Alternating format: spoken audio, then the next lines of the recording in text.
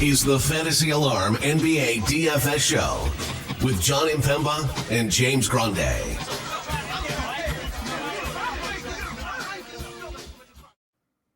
What is going on, everybody? Jon Impemba here with James Grande. Welcome into the Fantasy Alarm NBA DFS Playbook Preview Show. We are looking at Wednesday's 6-game main slate coming off of a Tuesday 9-gamer. James, was a pretty interesting evening so far. Our boy, Andre Drummond, not only got the start for the injured Vucevic, he played 39 minutes. He went, 22 points, 25 rebounds. With a handful of blocks and steals in that game. Absolutely shattered the slate. I was in a contest where he was 67% owned, which had me wondering what did the other 33% do with their lineups on this day here. Probably set their lineups and forgot to change it, but Drummond was everything we would have hoped for and more. Shai Gilgeous-Alexander had a monster day on the slate as well, so some big-time performances. Wednesday's slate's a bit messy. We already have Joel Embiid ruled out. Luka Doncic is questionable. Giannis is questionable. Donovan Mitchell is questionable. SGA is on a back-to-back against the Knicks. So it'll be pretty interesting to see how this plays out, because if we lose some more of these top-priced players, the roster construction on a 6-game slate that the first game starts at 7, and the last game starts at 8:30, so you'll know by bedtime where you're standing. It should be a pretty fun day to build some rosters. 4 teams on a back-to-back: Washington, Orlando, Brooklyn, Houston. At least the second legs of back-to-backs there. As you mentioned, 4 of the top 5 priced players are either questionable or out. We don't know what OKC is going to do on a back-to-back. They had a lot of injury designations going into Tuesday's slate, so it makes you wonder if they're a good Tuesday, I'm sure they'll play Wednesday, but you don't know, like Giddey's ankle, could that have swelled up overnight? And Jalen Williams is questionable in that game. Yeah. So there is going to be a lot of news. Nothing else. I guess Nurkic he's probable, so we should have Yusuf Nurkic back. Karis LeVert is questionable. If there's no LeVert, no Mitchell, we know where to go. Call on our boy, Craig Porter Jr., who another undrafted Wichita State alum. Him and Van Vliet. I believe Van Vliet's a Wichita State guy, right? Isn't that where he came from? I am not up to date on colleges. That is true, though. He did go to Wichita State. Yes. No, I don't know. Maybe they just have these undrafted dudes just sitting there, just like, hey, don't forget about me. And Van Vliet being undrafted and getting the contract that he just got. Right. Pretty impressive. He too had a pretty good night. Şengün had the big night there for Houston. No shock to anyone in that spot there for sure. When it comes to game totals here, we have 238 in the Toronto-Washington game. Washington is a 7-point home underdog. We have 240.5 in the Milwaukee-Brooklyn game. Brooklyn's at home here as a 3-point underdog. Again, Brooklyn on the back-to-back here. Washington on the back-to-back. Milwaukee could be without Giannis, so something to pay attention to there. And then the Knicks versus the Thunder. We talked about this with the Knicks too, right? Like, not playing good defense these days. They're in a game with a 238.5 total there. The Thunder are just 2.5-point favorites, which, again, we've talked about, feels a little disrespectful. They went and dominated their own matchup tonight. They ran the starters off the floor for Minnesota, had the Timberwolves pull their guys off there in the fourth. We've been touting this pretty heavily. When the Thunder are at home and it's a close spread like that, I'm betting the Thunder, each and every day here. Now, I know the injury concerns probably have something to do with that. Them being on a back-to-back probably a little bit something to do with that. But if we get Jalen Williams and Josh Giddey in for this game here, I think the Thunder at home, given the 2, is a pretty good bet. I mean, dude, they just beat the number 1 seed in the NBA by 30, right? By 23, and beat them by 12 in the fourth quarter. Like, what are we doing here? The Knicks did have a really impressive win against Milwaukee the last time out on Christmas Day, but Milwaukee's problem is they can't play D, as we've talked about all season. So Jalen that Brunson, who was the cover boy of the Monday show there, popped off for, I think it was 38 actual. So yeah, he did. He has definitely owned the Milwaukee I Bucks think it's this his year. third game of 30+ points against them this year. So. He averages 36 in 4 games against them this year. Which is, Hey, Dame Lillard is not a good defensive player here. No. Yeah, we'll see what happens in the Nets. We weren't really in on Dinwiddie tonight, but that guard rotation, maybe a Cameron Thomas game coming our way on this slate. Let's get it. It is. I do want to bring this up, John. There was some weird comments from head coach Jock Vaughn of the Brooklyn Nets. Okay. Before Tuesday's game, and that game was a nail biter against the Pistons, who broke the NBA record for most losses in a row. The comments were basically him saying he knows that he needs to change the starting lineup, but he's not. He'll figure it out, and he'll do it on his own time. Sure. So, that's kind of weird because when you know that your lineup that you're throwing out there is not efficient, he literally used the word inefficient. Mm-hmm. You should probably change it more sooner than later, and not on your own time. Just do it on the time that you should do it on, now, right? I think something's going to change.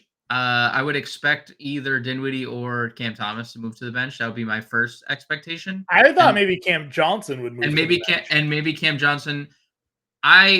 The obvious is Finney Smith or Royce O'Neal, or both starting, right? Because they're both they're probably best defenders. So once Ben Simmons comes back, if and when Ben Simmons comes back, right, that rotation, they need more defense on the floor, and Simmons obviously brings that. So that's why my initial thinking was Cam Johnson goes to the 6-man role, and O'Neal or Finney Smith get in there and play a little wing D.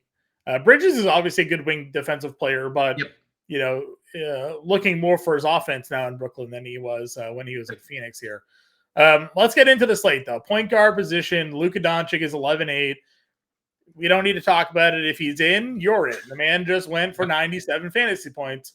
Is this his second 90? It is his second 90 fantasy point game of the year. He had 93 against the Thunder in a game where he played 46 minutes. He played 44 against Phoenix in that game, had a 50 actual point game, and he could be going up against Cleveland. That's no Garland, no Mobley, no Mitchell, and no LeVert. It's Greg Porter, Sam Merrill. Who's checking up Luka in this spot, right? I don't really have much to add. I mean, there's no one's checking Luka anyways, but who in Cleveland would end up be checking Luka here? Right? No, I mean, it's not. It doesn't matter. It doesn't matter if he was facing the Monstars right now. He would be. He'd probably still. Yeah, he'd be the Jordan, right? Michael Jordan still get enough against the Monstars, like Luka, right there. Yeah, Luka's the top play of the slate if he plays, bar none. Yeah, 100% in agreement here. That game is your late night hammer 8:30 start. So hopefully we'll get some of that info before the 7:00 tip. Right. SGA on the back-to-back and coming off a really good game against Minnesota. Now he gets the Knicks. Again, Knicks are not playing any good defense. They still play super slow. Yep.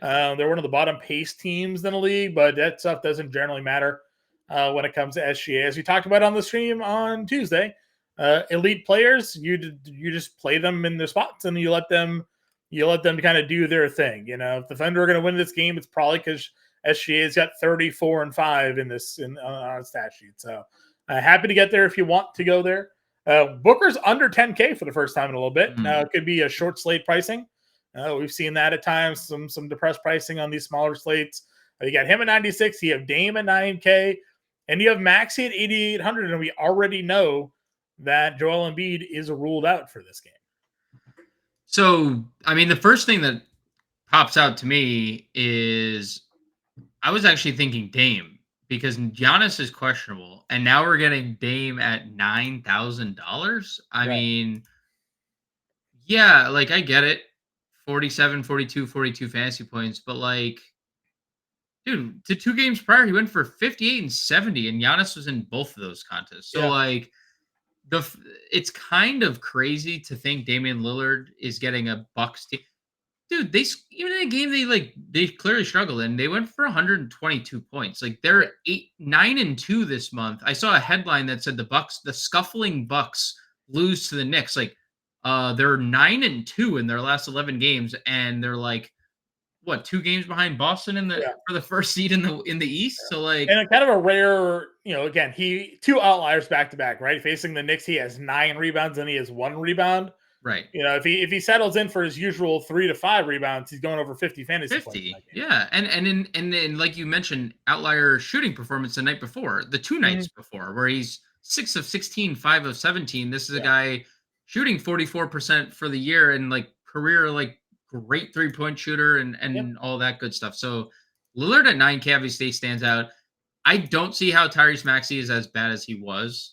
I just like now it was a good point made on their broadcast. It's like he's really good with Embiid because Embiid's at the top of the scouting report. Right.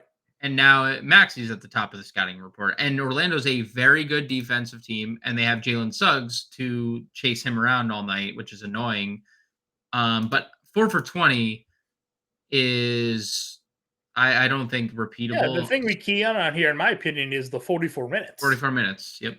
If he's going to play 44 minutes against Orlando, who's going to be on a back-to-back here. Yep. Yeah, and Suggs has been questionable lately. I mean, he got ruled in that game, but maybe he sits on the second leg of a back-to-back. Sure. I don't know how you kind of go away from Maxey at the $8,800 price point, knowing what his usage rate is. Now, we'll talk about some other Philly guys here. Obviously, Kelly Oubre had a really big game. Right. You're big on De'Anthony Melton when there's no Joel Embiid. So there'll be other options in Philly. Toby, revenge, game against Orlando here. I mean, it'll look pretty good. So certainly some other options as we kind of work our way through Philly. But, Maxey tops the charts for a reason. He's going to be their leading shooter in terms of shot attempts, and the minutes are going to be, pretty ridiculous.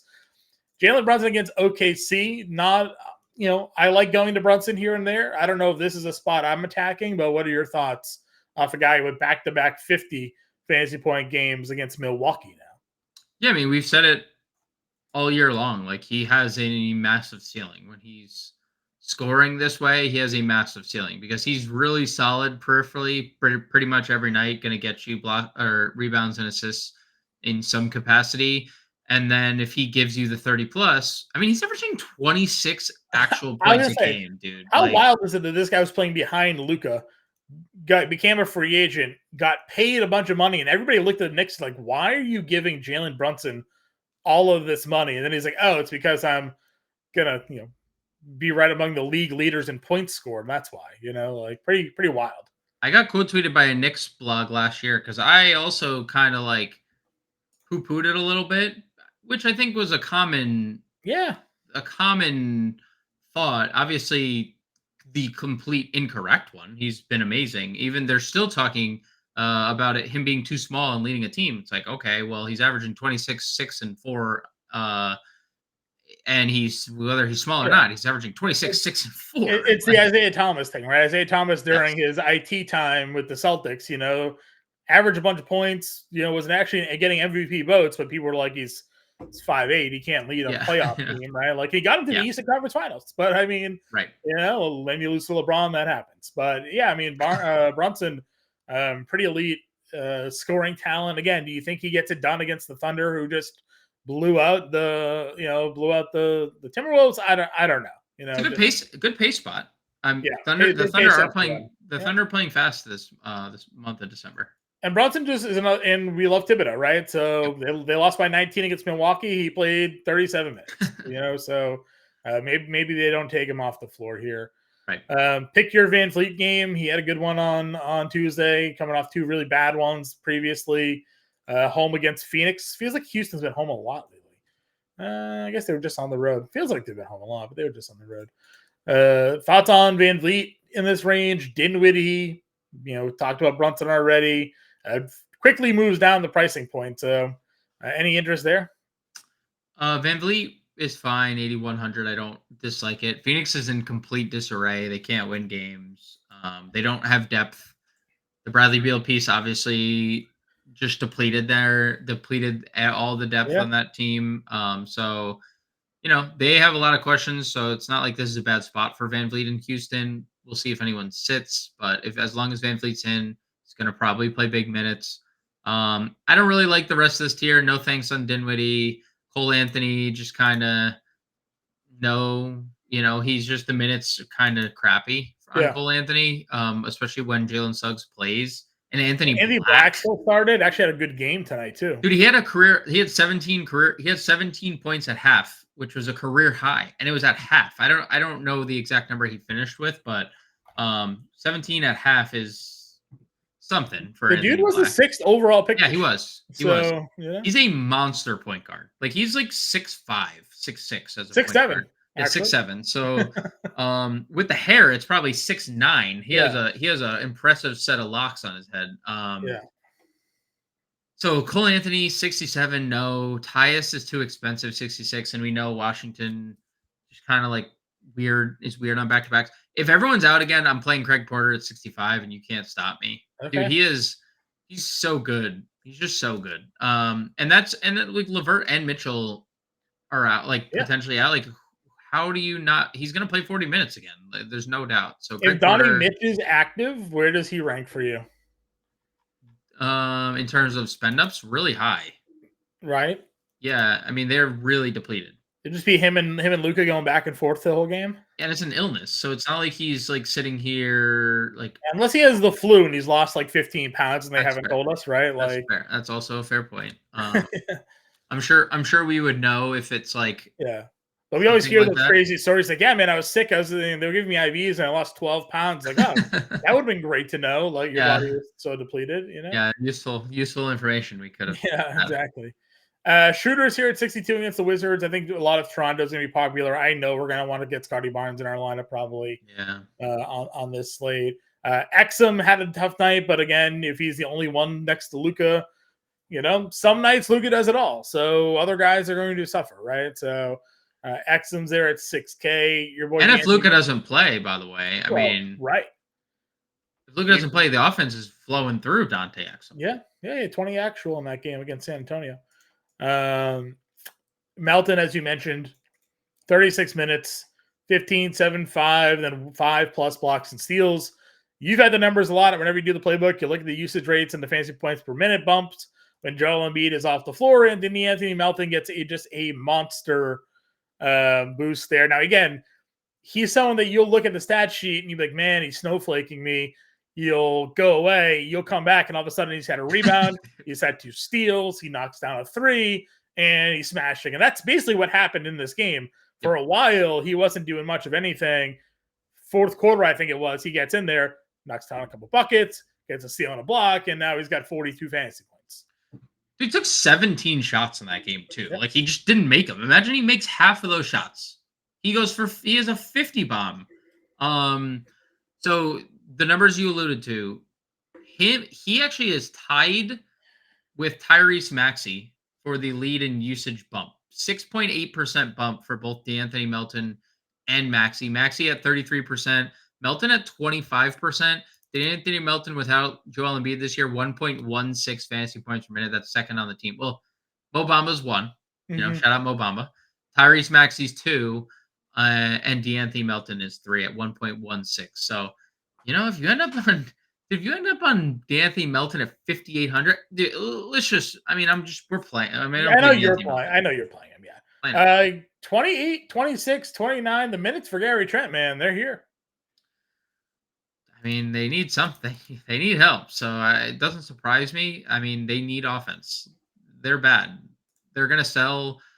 They're probably getting him out there to They're gonna trade OG and then move Trent into the lineup, or do they trade them both? Trent feels like when they traded Norm. Is it Norm? Yep, they traded Norm to Portland, right? Oh yeah, they traded him for Gary Trent, didn't they? Did they get Gary Trent in that deal? Yeah. Yes, and then they also got and then Portland traded Norm to Clippers when they were like selling. Yeah. Yeah, I mean, I think Trent's gone, OG's gone. There's a chance Pascal is gone. Schroeder. I mean, there's a chance for reset around Scotty Barnes. Yeah, just reset around Scotty Barnes. Exactly. Great. You give Grady Dick the time on the floor. He was a first round pick this year, so Hurdle's an option to be traded. They're all not safe. Every single one of them is not safe. Dude, I would love a fire sale on Toronto. Then they just have to play Chris Boucher. You know? Yeah. Until he's also traded, and Until he's then also done, yeah. yeah. Anybody else down here at point guard? I mean, obviously, like if people are ruled out, they'll become more valuable. But you have Giddey at 59. You talked about Melton, Trent quickly. DSJ got off to a really good first rotation and then never did another thing during this game. Anthony Black, as we talked about, had a good start. Anyone down here at point guard for you? I mean, quickly coming off 20, he has 19 plus points in 3 of the last 4. You know, if he's always a tournament play, the price has kind of settled into this high 4, low 5s, which is comfortable. If you want to get to Emmanuel quickly, low 20s minutes, 30 fantasy point upside probably. That's fine. Anthony Black would probably have to have someone out for me. I'm not like going there based on a career night, Sure. I know he was a lotto pick, and I'm not saying he can't be really good, but I'm not going to chase there. Okay. Let's see. Is there anybody else? Wasn't really anybody else that kind of I don't off think there. so. I don't think Jordan Poole had 30 actual, by the way, tonight. I don't know if you knew that, but he's maybe heating up a little bit. Last couple games, 28, 25. No peripheral stats. He just scored, right? He just no. Oh yeah, 3 steals, 3, 2, 3, and 3 steals. So he probably had 40 plus fantasy points tonight. Coming off of a 25 actual game against Golden State, at 28 against Sacramento. Kind of picked the right day. Maybe Jordan Poole's starting to become a bit more volume shooter as we thought. But mentioned Booker already. $9,600 here against Houston could be a decent little spot. Any of these guys we haven't talked about, Max Strus, if people are out again, the shots and minutes are going to be there. Yeah, I played Strus the other day at 62. All the shots, all the peripheral stats. 17 3-point attempts. Yeah. 17. He's now taken 12, 12, and 17. These 3 games have just been without like everybody, right? So he's just going to keep shooting threes with everyone out. So, I mean, yeah, if everyone's out nothing again, better than a volume shooter that's only shooting threes, right? Yeah, I mean, if they go in, if he goes 10 for 17, he's in every winning lineup. Derek White, 6 of 10. All of a sudden, he has like 30 actual. You're like, oh, geez, look what happened there. So, in with you there. Middleton at 64 is in this range. Played 33 minutes again, 10 of 20 shooting. Yep. I know we're probably still playing Middleton until he's over 7K. Yep. That price just isn't too fair. Hardaway sort of the same boat for you, same price, kind of the same player. Just keep shooting. They're just gonna keep shooting. Keep shooting. Obviously, if Karras is in and Mitchell's out, I think there's some appeal. I know the minutes have fluctuated a bit with him, but he did give you a 41 fantasy point game there as well. OG talked about Melton. Oubre's down here, as I mentioned, played 40 minutes in that game. It's great. Be hard pressed not to want to start lineups with Melton Oubre, right? I mean, yeah. I mean, there's going to be a lot of lineups that have 3 to 4 Philly guys again. True. Right? And it's not a great spot, but you're going to see Maxey get ownership. You're going to see Melton. You're going to see Kelly Oubre. You're going to see one of the centers get ownership too. I know Paul Reed sucked, but he was in massive foul trouble to start that game. And then you're going to see Mo Bamba get ownership because Mo Bamba played 25 minutes and was great. So there's going to be Philly lineups, John, everywhere. There's going to be 3 to 4 guys in lineups because when you take off a guy leading the league in scoring, top 5 in rebounds, has 7 assists a game, who's going to back-to-back MVP as long as he can stay healthy, that's a lot of production to go around. So how would you rank Oubre, Tobias, and Melton? Obviously Maxey has the highest ceiling of them all.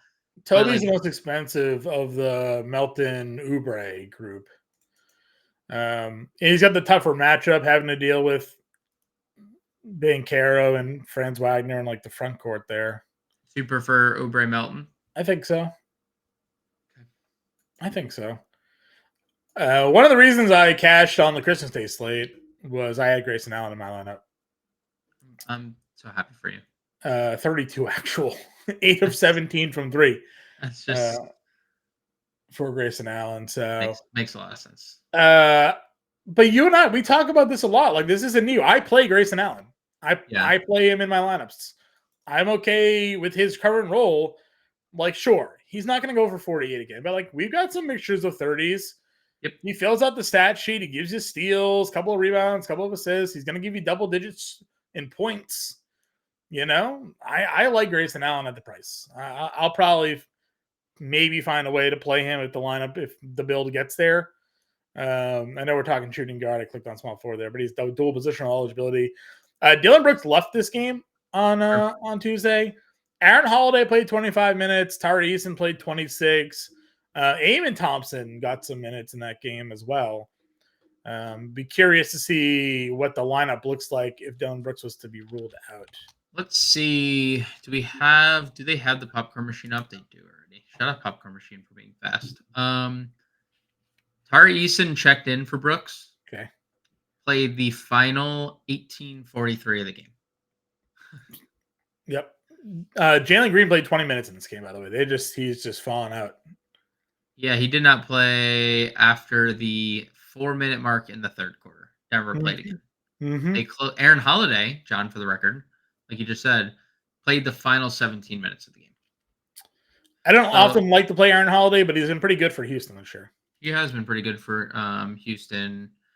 And if that's going to be... Like if Aaron Holiday starts for Dylan Brooks, he's $4,600. Well, do you think he would? Do you think he would start, or do you think that they would do he like did start this year? I mean, I would started. love it. Well, he started. He started in place of Van Vliet. So, do you think that they would like? I feel like. You think they start Tari at the 3? Tari, I could see him starting Tari. I mean, he checked in for Brooks, which means, and they played. Let's see, was Jabari, and they closed Holiday, Eason, Şengün, Smith, Van Vliet. Yeah, we've seen that before with Tari Eason closing games. He's talking about it's either Brooks or Jabari that were coming off the floor usually in those situations. So, yeah, well, you know how I feel about Tari Eason. I guess the one thing with Tari Eason here is it is a back-to-back. True, that's fair. So we'll have to see if he ends up on the injury report or not with this being a back-to-back. The Eamon Thompson thing is kind of interesting if he was to get. He's only 3,300. He played 22 minutes against Dallas in that 30-point win, and he gave you 23 fantasy points. If Tari Eason was out, Dylan Brooks was out, would you consider a punt of Eamon Thompson here? Yeah, I think you can see. I think there's like a real scenario where one of him, Holiday, or Jayshawn Tate get like a big I always bump. forget about Jayshawn Tate. I wish they would forget about Jayshawn Tate sometimes. Yeah, same. All right, let's move on over to small forward. Scotty Barnes, 8,700 is your top guy. I would love to build lineups around him. I'm probably going to try to build some lineups around him. Same. 19-9 forward, 5 steals in that one game against Washington earlier this season. Yeah, he's a 9K player, and they got him under 9K right now. So happy to build. Franz Wagner, I got him in my underdog lineups tonight. He popped. Big game for Franz here. You mentioned Paolo's missing some early bunnies. He still finished at 24, 3 and 8, but Wagner went 28, 8, 9, 1 and 1 in that game here. So not having to contend with JoJo down there in the front court as well helps. I definitely don't mind if you want to take another stab on him. You have Bridges in a good defensive matchup, or a good matchup for him given the lack of defense. Milwaukee plays. Anybody else? A lot of the guys we've discussed. Anybody we haven't talked about that you're interested in? Anyone that we haven't? I mean, Toby, obviously. I mean, I know we briefly touched on Toby. I would get to him 64. He's been so good the last 2 games. 27 and 33 actual points in those 2 games. One with Embiid, one without Embiid, right? Right. The one with Embiid was I remember you messaged me like, what is going on? Like, why is Tobias Harris doing this? And you know what? Good for him. Like, monster game. Do it more often, man. Like, if you got this in your bag, what are you doing? Right. He does have it in the bag. So, like, if they're like, if you will land on Tobias 6,400 small forward, power forward, I think that's perfectly fine. You mentioned OG. I actually really like OG in this spot. He's really inconsistent and hard to get right, but there's a lot of times where Washington is always a get right spot for players. second leg of a back-to-back. Washington's legs are going to be tired. How many closeouts is Jordan Poole going to have to a wide open OG on Anunoby? I don't think many. It is so frustrating to watch RJ Barrett dominate a game. He scored like 15 first quarter points against Milwaukee and then like never played again. 28 minutes is just infuriating, but if you want to play him, he should get there. There's not much else that I like really love. Derek Jones would probably be the next guy I get to. Back to being small forward, power forward. Just another guy who just, benefits from Luka getting all the attention. He's just open all the time. Yep. And if Luka's out, obviously, value there. What did Georges do? 20 minutes, nothing too much. He's just not doing enough, like outside of the scoring. Yeah. For him to be under, for him not to be under 4K. Yeah, Koulibaly came off the bench, didn't really have a good game. No. Okoro still playing a bunch of minutes, but not really great offensive player. Yeah, I guess there's really not a lot. If like Jayshawn Tate started for Dillon Brooks, would you go there?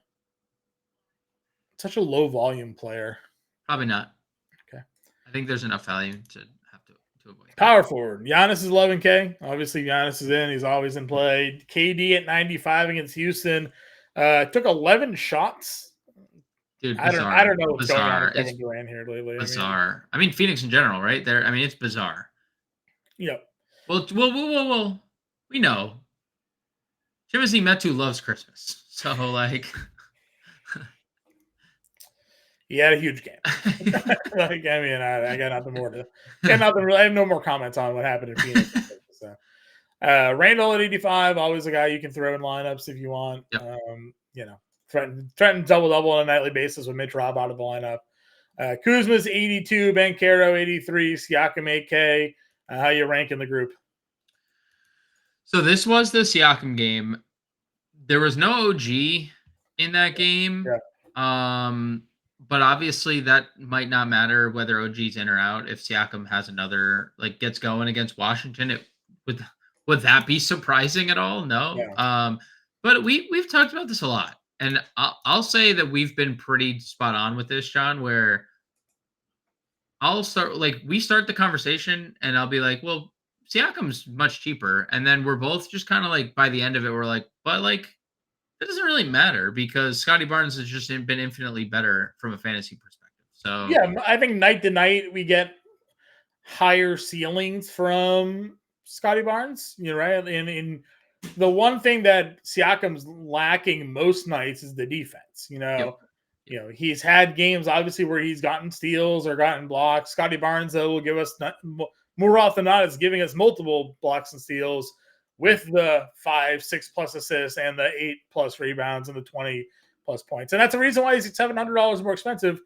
But $700 isn't a ton of money when you're crafting lineups most nights. So we do find ourselves getting to Barnes, but I also don't mind going to Siakam here if the lineup fits it in there. So this is a 7-point spread for Washington at home on the back-to-back. So maybe some blowout potential to think about here, but fine doing that. Jabari did not have a good night.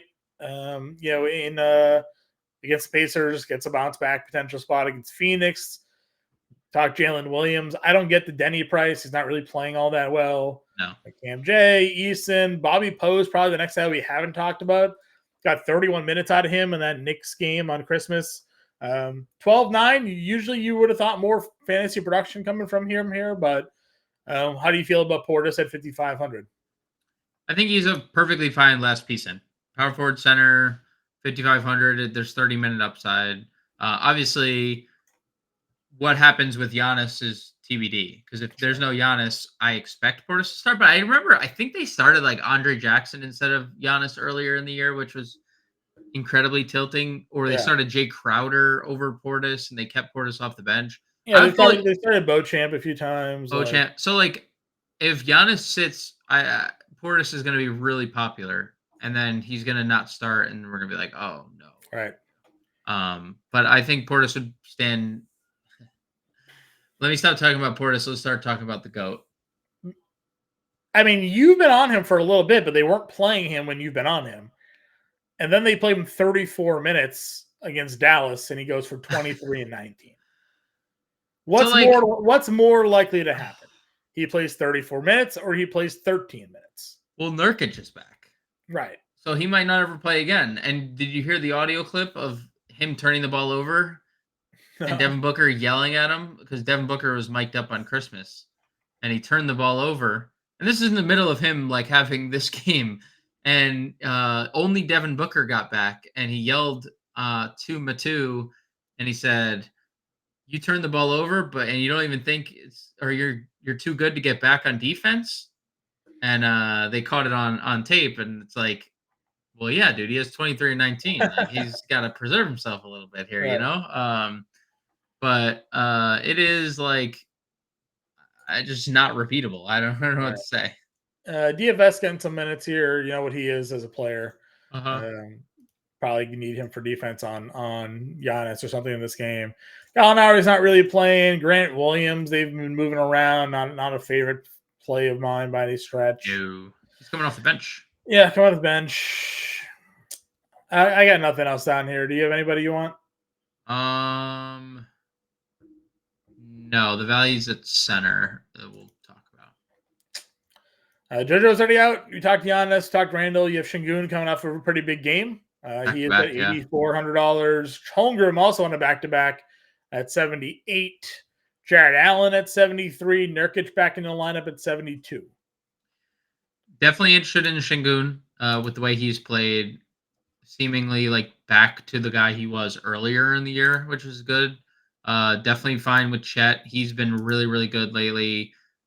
49, 43, 41, 41. And I believe he either hit or got like 39 fantasy points on the Tuesday slate. So just continuing his like trend of solid production after solid production.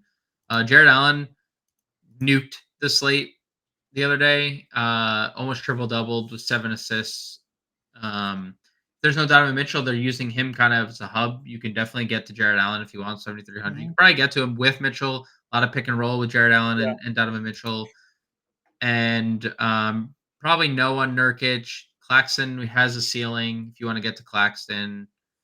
Brolo, no Giannis. Brolo's a guy that people forget to always click on, but he has like a high ceiling.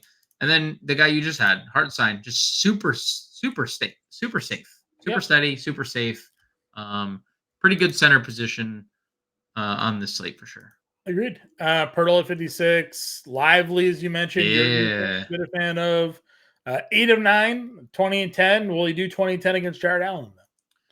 No, and I mean, I'm not going to say he won't. I won't say he will either. I think for me, Lively his ceiling is with Luka Doncic because the pick and roll and Luka's passing and I'm just not sure he gets that the same like respect. Like Luka's, if Dante Exum's in a pick and roll, no one's even gonna like show to Dante Exum. They're just gonna like drop on Derek Lively. So I want Luka to be in for Derek Lively. Sure. Wendell Carter may not play, right? Back to back, first game back, first back to back since he's been back. No, he's played back to back, but he only played like 20 minutes. Oh yeah, right here, 23 and 21. All right, well I guess we'll see how that plays out for him. Precious 49, Paul Reed's 48, and you mentioned Reed and then Bamba down here at 4K.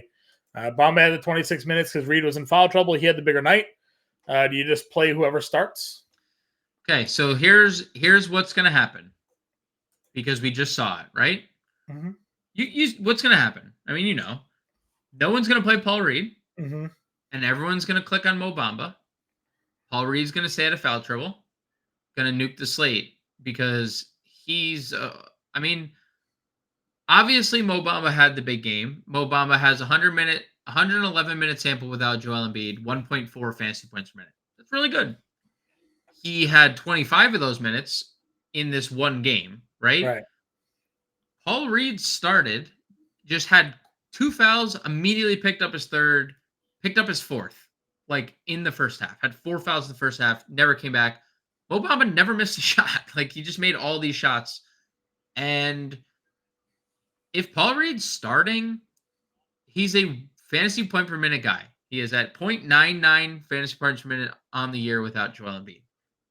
He is more likely, like, out of every 10 games that Joel Embiid is out, right? If Paul Reed is the starter, Paul Reed is going to be the guy more often than not having the bigger game than Mo Bamba. Like, they're not just starting Paul Reed every game where they're like, okay, we're going to start Paul Reed. He's probably going to get in foul trouble, so we're just going to turn to Mo Bamba. Like, that's just like a bad way to approach things. Like, I'm not saying Mo Bamba is a bad play as like a pivot from Paul I Reed. think this Boston game JoJo didn't play in. Bamba played 20 minutes, Reed played 27. So Like, it's just, and they start, and I'm fairly certain in that game, John, they started like Marcus Morris at sure. 5. So like, more often than not, Paul Reed's going to be the guy out there playing extended run. So I'm going to go to Paul Reed. I still lean Paul Reed. I'm very interested to see the ownership when it first comes out, because if Mo Bamba is more much higher owned than Paul Reed, I don't care who it is that I have to yell from the rooftops to play Paul Reed over Bamba. I know there's savings obviously and whatnot, but like,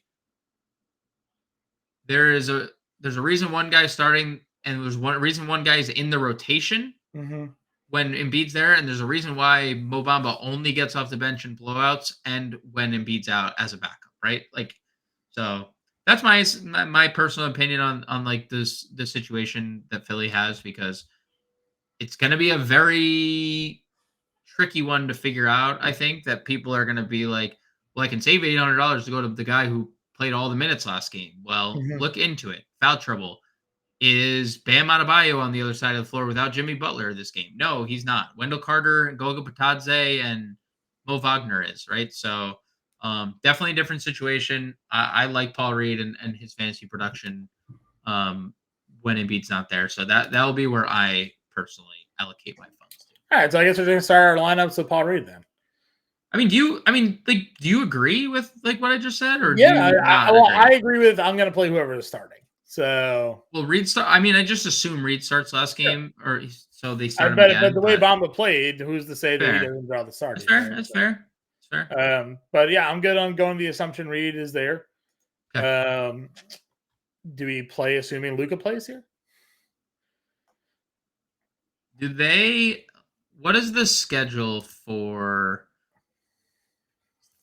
is this like I'm gonna sit Wednesday because I play Thursday? They do also play Thursday in Minnesota. Save him against Cleveland, play him in Minnesota, you think? I mean, if there's like risk, if he's like actually been playing, because he's been on the injury report a bunch. Soreness. But obviously the game in Minnesota is far more important than the game against Cleveland for the conference. He also played on 12-11 and 12-12. 44 minutes and 43 minutes. No, yeah, he plays all the minutes in the world. So, yeah, I agree. I'd say we assume he's in, and then if he's not, like, you have all the money in the world to pivot in this in an example lineup that might not matter because the top 4 players of the slate might not play. I agree. Just clicking buttons. You tell me when to stop. Just clicking buttons on all the Philly guys. I mean, I'm not going to stop you clicking on Philly. and Tyrese. I'm just and Tyrese. That's none of that's being stopped. Why not? Gary Trent, 49. Why not Gary Trent? 49? Why not Gary Trent? I mean, there's a lot of reasons. If we're playing Luka, maybe Derek Jones, 5K. Where is he at? 5K. Okay, and then 62 Uto. OG. Just run it. We're so close to your guy, but we can't get there. 6,500. Craig Porter. I mean, if Mitchell's not playing, we gosh dang better get to Craig Porter. Let's go Porter. And Well, this is contingency that Mitchell's not playing. Well, obviously, yeah. I'm just throwing it out there for everybody out there. The way things have been going, and what's Stan Merrill's life like? 12 minutes here. Got hurt in that game, I think, right? Yeah, he didn't play. He DMP, or he did not play last game. I'll say this: my lineup works a lot better with Mo Bamba in it. So that's what a lot of people are going to say. my lineup's going to works out a lot better if I could just play Mo Bamba. That's what a lot of people are going to say. I'm telling you right now. Actually, it kind of sucks still. There's no John. So. John, the way that people are going to think, right? Yeah. It's clear as day. Recency bias is DFS. Like, that is, how long have we talked about recency bias? A while. We're just going to talk about Paul Reed, 17 minutes. Oh, he barely played. Mo Bamba played all the minutes, was great. But we're not going to factor in the foul trouble against Bam Adebayo, right? Like, sure. Monster foul trouble. And then, who closed that game? Paul Reed closed that game. Like, that's just what would happen in a game where he's not in foul trouble. So, just, again, I don't need to go down. Hey, no arguments. No arguments with me. I'm just saying that it fits. It kind of fits a little better. Honestly, just don't play Porter in this. Just don't play Porter in this lineup. All right, don't play Porter. We have 50. Donnie Mitch is going to play. Let's just assume that. He could play. You had Trent? I had Trent here, yeah. What was OG? Is he 6K? OG is 59. Yeah. We did OG 59. That's a 52. 52 util. What's he's not really playing anymore. It's not great. Let's go back to Gary. Let's go back to Gary Trent. Quickly? Beasley? What's Beasley been doing? No, he's yeah. Quickly? Yeah, let's do quickly. That works. So I'll give it $400 to play around with if we need to. Is there 60? You could do you could plug Luke. You plug Luka into the util here, because he's your late night hammer exposure, and you'll have like Phoenix, Houston, New York, OKC to pick from in that case, and you probably know by then, right? Yeah. Like you probably you could pivot to SGA, or you could pivot to insert one of those stars from Philly, Houston. Sure. All right, well, just an example lineup for everybody quickly. Melton, Oubre, Eason, Reed, OG, and NOB. Derek Jones Jr. and Luka Doncic here. $400 left over to play around with. And, of course, if you want to go down from Luka, you certainly could. You can play SGA for $1,300 cheaper. Booker, Mitchell if he's in, the drill. So we'll have the playbook out for everybody. If you have any questions, you can find us in the Discord or on Twitter. Our Twitter handles are right there at _real_grande at Jon Impemba 777 as well. What? I mean, dude, look at this. She needs to get a room. Like, come on. What's happening? My freaking dog is just like herself. Well, going to town in the background. Look at that. I mean, drawing the attention to it, by the way. Anyways, we'll be back 5 o'clock Eastern time for the live show. We'll talk to you guys then.